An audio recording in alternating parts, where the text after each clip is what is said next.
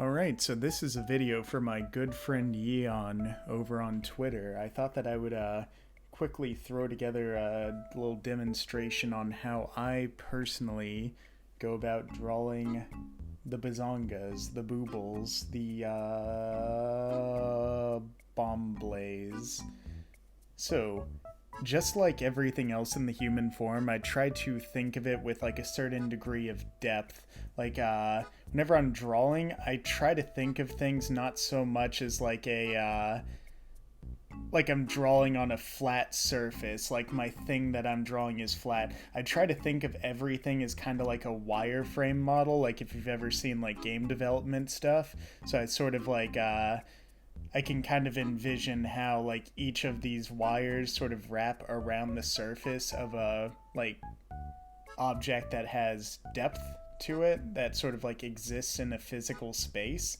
So you can see me kind of doing that with this sphere. Like if you can do this, if you can draw all of these wires going around this sphere, then that will allow you to be able to kind of figure, like you'll be able to start thinking of your drawings as as something with depth to it, as something that has a degree of three-dimensionality to it.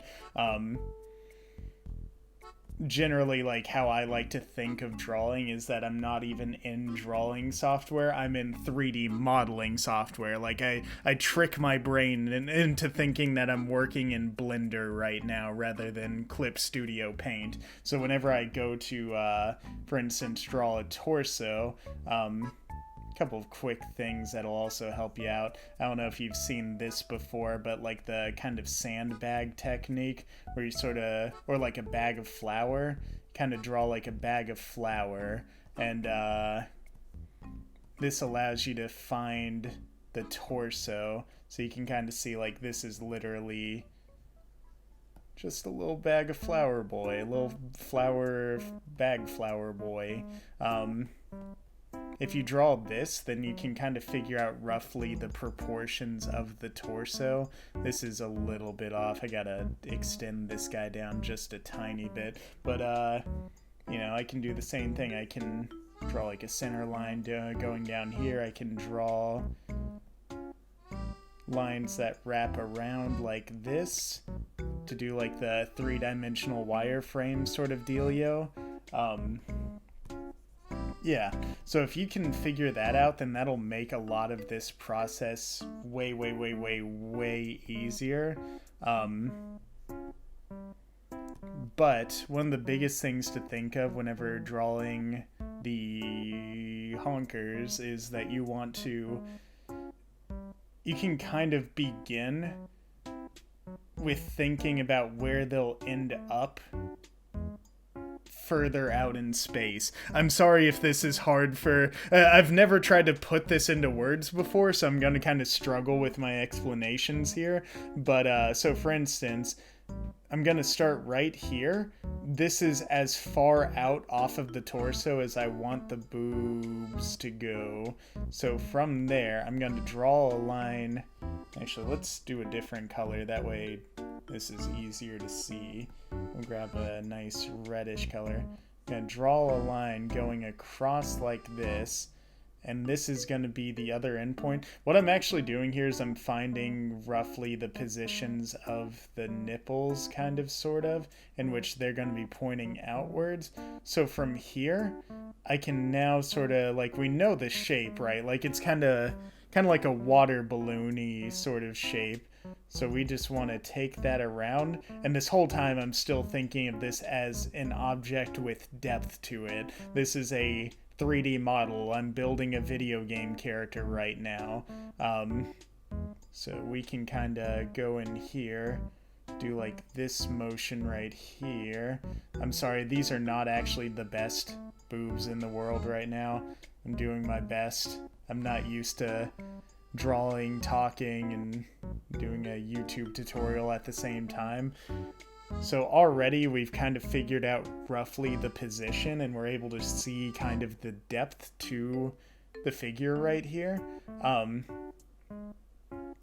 Because, like, that's what the boobs do. They kind of sit on top of the torso. You can kind of, like, even if you wanted to, you can kind of think of, like, like a male torso, and how they have just like the pecs underneath, which are basically like just much flatter boobs, like this.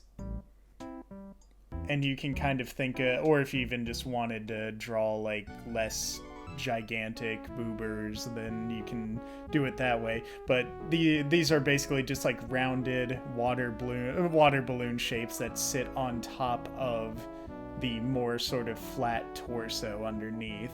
Yeah, and then I don't know, other quick pointers. You can kind of take this muscle out like this, and that goes into the arm, which would come out this sort of way. Oh, this is also a really fun technique.